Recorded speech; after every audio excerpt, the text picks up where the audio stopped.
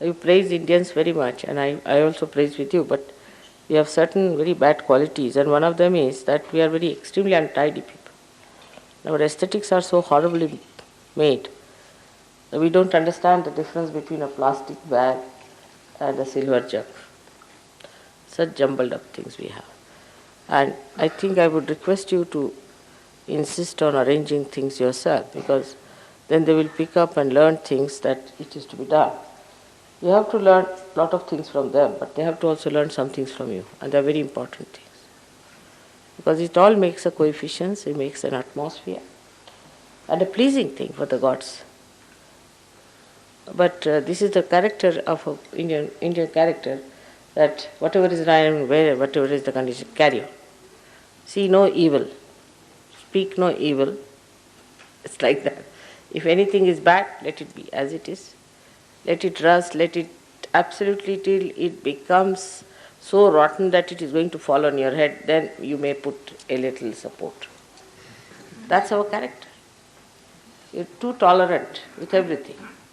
That has led us to this kind of a incapacity to work. But if you see the Rutambara Pragya, see the Rutambara Pragya, how she works, how she beautifully does everything, how she creates everything so beautifully.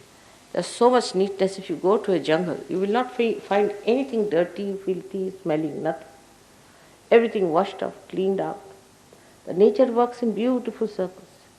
Everything works out so much beautifully that when we call ourselves natural, we should understand that Rutambara Pragya is the most natural thing. And how Rutambara Pragya works is in complete neatness and complete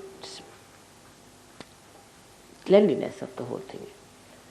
Indians will be personally very, very clean, extremely clean they are, no doubt. But collectively they don't understand cleanliness. If you see their roads, if you see their outside of the houses, it's all dirty. And that is what I will blame our Indian men. You see, they are extremely conscious that they are human beings. You see, we have only two races in India, women and men. There is no third race. Men are not supposed to do any work inside, outside, anywhere. They don't see to the outside of the house. Like in England, I find men are all the time doing the sweeping, swabbing, everything outside. They do mowing of the lawn, looking after the garden, everything. Here the men will be just standing with their hands on their waist and ordering the wives, or not the wife, the servants and all that. And whatever may be, the wife may be dominating as far as money is concerned, but all these things the man is not going to do. He'll just give up, he'll say, I am not supposed to do all these things. That's why collectively in this country we can never be clean people, because our men will just sit down. They won't do anything. Just they won't do anything. Only the women are supposed to do everything, and that's how our collective cleanliness is zero, absolute zero. For example, if there's a WC not working in England, I can't think of any man who will sit down for 5 minutes. He'll himself do it, he'll get a plumber, he'll do some or other, try to manage. Here it's not all right, doesn't matter. It's all right. Don't see no evil. Manage. This is how we have lived all centuries now, I think. And it's high time for all Sahajayogis to change themselves. Now here there are many artists sitting in this part, but the men are not doing anything. Puja the women are doing, and the women don't know anything how to do it. So the whole thing can be absolutely wretched. It is a sort of a character with us. We do this way. But otherwise we have so many qualities. We have so many qualities that you can't imagine how much we have got through our tradition. We are very humble people. We are extremely loving, affectionate. We go to any extent to serve others. We are not cunning people. We are not meticulous. We don't calculate. We are very hospitable. All these things are there, no doubt. But these things that we have to learn from you, it's maybe gross. To look at it looks gross, but it's not. Just now as you see that, if it is properly done, if it is nicely done, I mean, at least I feel very much pleased with it. And everybody feels pleased about it. And when somebody sees the film also, they'll be pleased to see this kind of a film where there's something sensibly put up and everything is nicely done, care has been taken. Also shows a kind of a understanding that this is the worship of the Adishakti, and you cannot take liberties with it. Imagine in these ordinary temples, They spend so much money, even the walls, the doors, the windows, everything made of silver. They do so much to create that. But if you people miss it, the Indians I would say, then it's going to be very dangerous for you. One must understand that you cannot just play about, just mother is coming. Nobody came to even call me. Somebody should have come to call me. I just walked on myself. Here, this is not the way to behave. And the Indians must learn these things. That somebody must come to call me. After all, you see, all these protocols, they are going to learn from you, from the Indians. And if you don't have any protocol about it, how are they going to get it? So this is what one has to understand, that as English have to learn from French, and French have to learn from Germans, and Germans have to learn from, say, Austrians, or Austrians have to learn from Swiss, whatever it is. It's very important that the Indians must learn from the Western people. Certain things, that the way they respect their women, first of all that thing. The way they respect their women. Of course, one should not go to that limit that the women just dominate all the time. And American women are, I've seen about it, they are horrible. But still, I would say that one must learn how to respect the women. Women are human beings. Your mother is a woman. And you must learn how to respect a woman. And if you don't know how to respect the woman, then in this country, I'm sure there cannot be bliss, whatever you may try. So women must learn that. They must know how to talk to their sisters, to their mothers, to their wives. But if there's a woman who is dominating, you see, if there's a dominating woman, then she becomes a prime minister in this country. That's what we are. If you get a dominating woman, then she can manage. If she's a simple woman, she's good, she's religious, she's submissive, then she's finished. If she's dominating, then men are afraid of such women. This is very sad, and that gives a very bad impetus. So I feel that as Ritambara Pragya works out everything so well, in the nature, if you see how she beautifully creates everything, how she chooses things, how she places things, how the colors change, you'll never find anything loud, anything obstructing, anything that is destructive, vulgar, nude, nothing.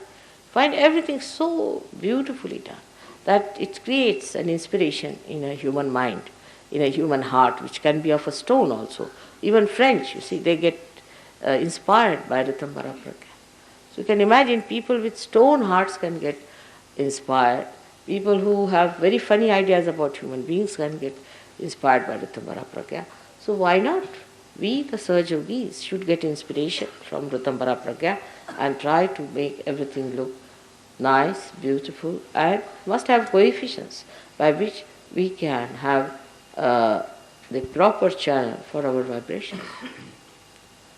This is what I feel is lacking in the coordination between East and West.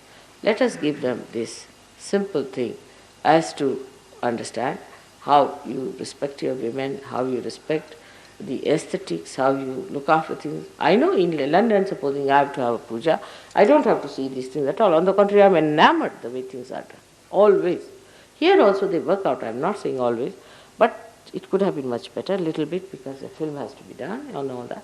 But this is the trouble, is that in our everyday look, outlook, we are like that.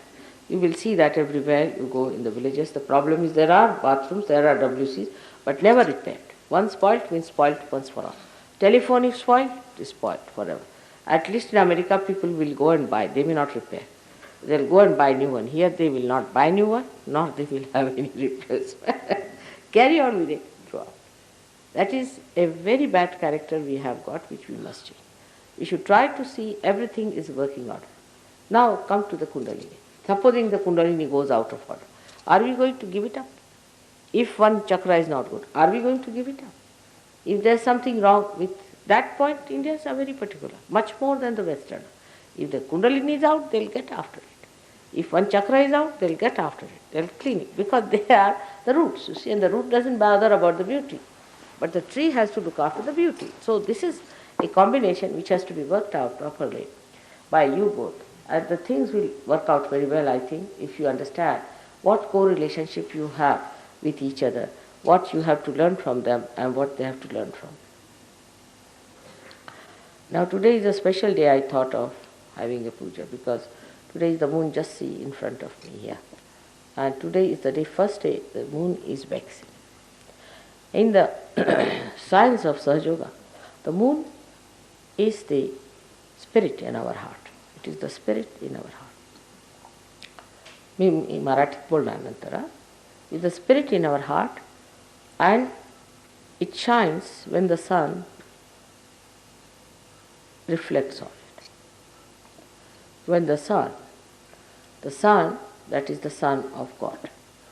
When the Son of God reflects on the heart, then the moon shines in a human heart. But when it shines as a moon, then Shiva himself lifts it up and puts it on his head. So the human beings who are blessed by the Son of God, who are being awakened by the Son of God, that is, we can say that it is Sri Ganesh or Lord Jesus Christ, any one of them, if they enlighten the heart of human beings, then it becomes a shining moon. And the Amavasya, the day when it's the dark night, is when a man is not a realized soul at all. The realized soul is like the full moon. Now today is the day when the moon is slightly 1 degree less. It's an important day for us because this is the first day when it is waxing. And that is the day we have to fix up our moon within ourselves.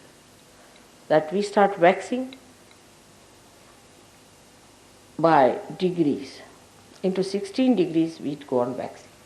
And when that happens, we don't realize that there is no shine in it. Shine is going out. And we have to be careful, we have to look after it, and we have to work it out so that we worship that day when it starts waxing.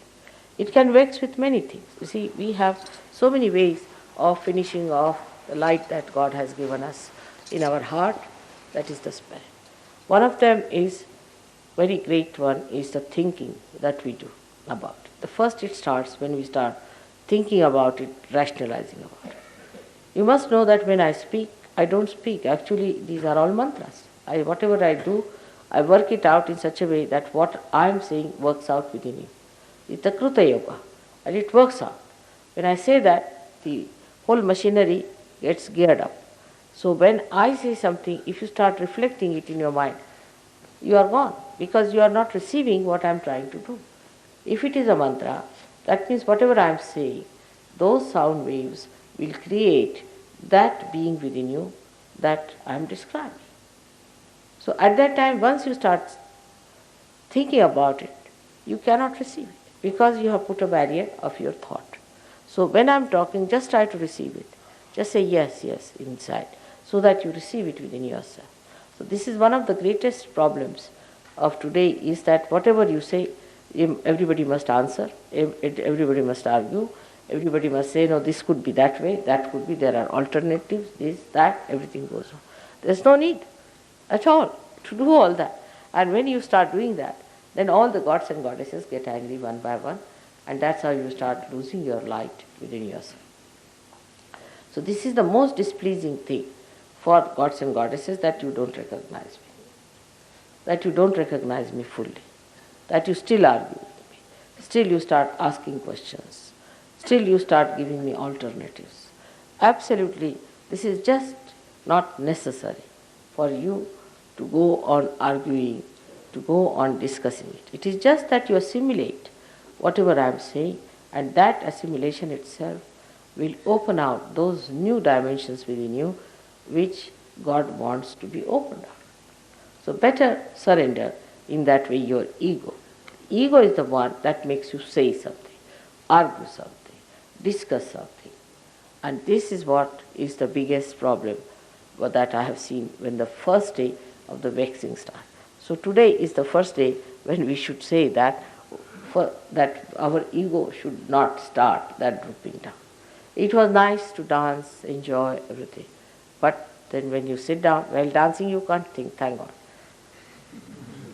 But as soon as the whole thing is over, you sit down, again the mind starts going on, tuck, tuck, tuck, tuck. And then we start thinking. And once we start thinking, then we are losing that light which we have received. Sort of the moon has started waxing. And at that point, one has to be careful, because that's the most important thing. If you do not allow it to happen first time, then it can stop. It's very simple to understand that if you can stop sari on a last bit of it, it will not blow up because you are holding on to it.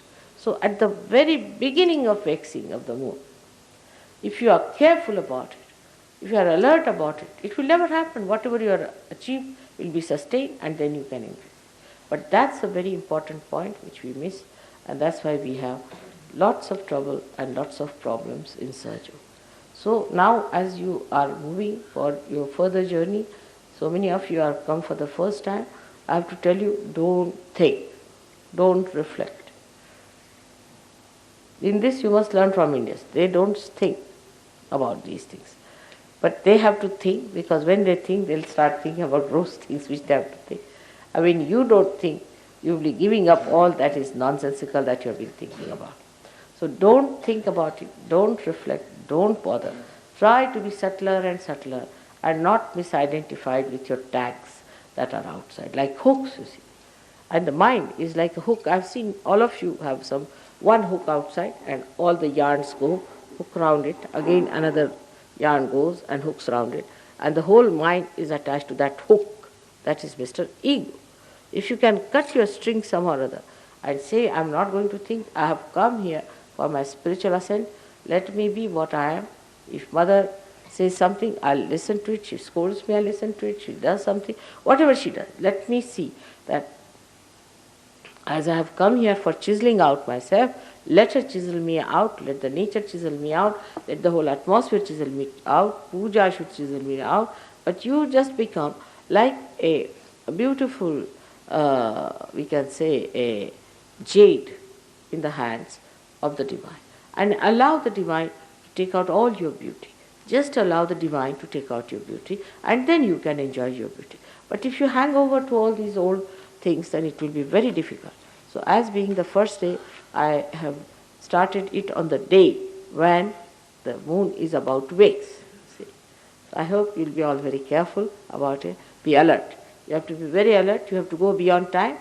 You don't have to think about food. Once in a while, if you don't eat, doesn't matter. Nobody's going to die, I tell you. We don't eat for days together, nothing happens to us. So food has not come, the breakfast time, the dinner time. I mean, food is a religion, I think. So everything has a time. Here there is no time for anything. We'll do whenever we feel like. You see, let's do that way. So we have to be prepared for a nice, thorough cleansing and a very enjoyable time throughout. These two things can work hand in hand. If you just accept that you don't have to think. If you don't think, everything can be done without any problem, and you'll enjoy life very much. So that's one thing. आता तुम्हा लोकांना सांगायचं म्हणजे असं की आज तुम्ही पूजेला आलात ना, तर पूजेचा उपयोग असा झाला पाहिजे की तुमच्यामध्ये ज्या काही देवी देवता आहेत त्या जागृत झाल्या पाहिजे, आणि त्या देवी देवता जागृत होण्यासाठी म्हणून आजची पूजा आहे. तेव्हा वेगळ्या वेगळ्या देवी देवतांना कसे हे लोक जागृत करतात ते शिकून घ्या. त्याच्यानंतर तुम्ही जरा मोठे झाले की तुम्हाला मंत्र शिकून देऊ, मग तुम्ही दुसऱ्यांनाही जागृती देऊ शकता. मग तुम्हाला हे कळेल की त्यांच्यामध्ये कुठे काय धरलेलं आहे, त्यांना कोणते त्रास आहेत, ते कसे स्वच्छ करायचे हे तुमच्या लक्षात येईल. मग आलं म्हणजे तुम्ही सुद्धा योगीजनच झाला. आता तुम्ही सुद्धा नुसतेसे हात फिरून त्यांची कुंडलिनी जागृत करू शकता आणि त्याच्या डोक्यावरती थंड येईल. तुम्ही बघाल, आत्ताही तुम्ही कोणावरती करून बघा, तुम्हाला दिसेल की तुमच्या हातात अशी कुंडली तुमच्या हातात न वाटता येतात. तुम्ही जरासं असं वरती केलं की तुमच्या वाटेल डोक्यावरती थंड थंड आलं. 3दा उचलली की तुम्हाला वाटेल थंड थंड. पण ह्याच्यासाठी म्हणून नेहमी पूजन करावं लागतं. आता तुम्हाला फोटो वगैरे नसले तर तुम्ही फोटो घ्या, त्याला थोडंसं कुंकू लावायचं, सकाळी थोडा नमस्कार करून आणि शाळेला जायचं. घरी झोपायच्या आधी फोटोवरती एक दिवा ठेवायचा लहानसा, दोन्ही हात फोटोवर ठेवायचे, पाय पाण्यात ठेवायचे थोडेसे, आणखी नंतर मीठ घालायचं त्या पाण्यात, थोडा वेळ असं बसायचं फोटोकडे हात करून, आणि मग पाय पुसून झोपून द्यायचं. बस एवढंच ध्यान आहे, दुसरं काहीही करायचं. 5 मिनटं संध्याकाळी आणि 5 मिनटं सकाळी. सकाळच्या वेळा एक हात आधी फोटोकडे असा करायचा, डावा हात जेव्हा फोटोकडे असेल तर उजवा हात खाली, आणि उजवा हात फोटोकडे असेल तर डावा हात वर. बस असं करून 1-2 मिनटं उभं राहायचं, नमस्कार करायचा, बंधन द्यायचं आणि शाळेला जायचं. अगदी सोपं का? कळलं ना? अगदी सोपं आहे. तुम्हाला फोटो नसले तर तुम्ही यांच्याकडनं फोटो घ्या. सगळ्यांना मी फोटो दिले होते ना मागे, आणखीन आता सुद्धा तुम्ही फोटो घ्या. हां.